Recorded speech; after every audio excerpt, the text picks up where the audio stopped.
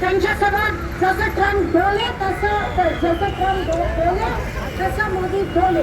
केवळ अदानीचे जे गुन्हे ते माफ करण्यासाठी ट्रम्पच्या आहारी गेले आणि आपला शेतकरी संकटात पडला. मात्र हे अमेरिकेत मात्र हे विमानात जाऊन मेलेडी करत बसते आणि आमचा शेतकरी हा संकटात पडला.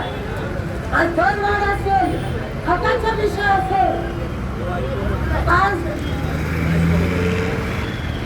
प्राइस महागाई असेल, आज सोयाबीन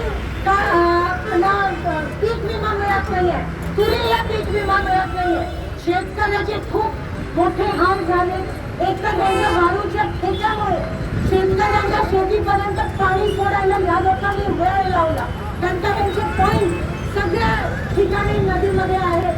म्हणून काही असलं तर हे शेतकऱ्यांना पहिला टार्गेट बनवतात.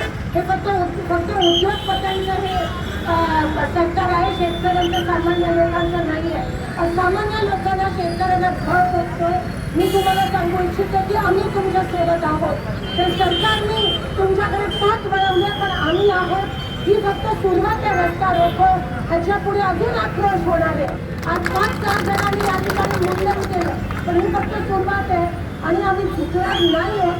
आम्ही बळीराजाच्या मागे आहोत आणि राहणार आहोत शेवटपर्यंत. बळीराजा हे राजकारणाच्या पलीकडे या देशाचा कमी कणा हा शेतकरी आहे आणि तो जर त्रस्त असेल तर आमचे संस्कार आम्हाला गप्प बसू देत नाहीत आणि म्हणून आम्ही शेतकऱ्यांच्या नेतृत्वाखाली आज हे आंदोलन करत आहोत.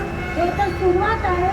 पुढे ये तो सिर्फ झांकी है, आगे बाकी बहुत बाकी है. आणि पोलिसांना उगाच पुढे ढकलून शेतकऱ्यांवर बुलडोजर चढवण्याचा प्रयत्न हे सरकार करत आहे. कारण का ते घाबरत आहे, ते घाबरलेले आहेत. त्यांना हिंमत नाही आहे लोकांसमोर येणं आणि शेतकऱ्यांचे प्रश्न जे आहेत ते सोडवण्याची हिंमत नाही आहे. म्हणून या सरकारचा मी धिक्कार करते.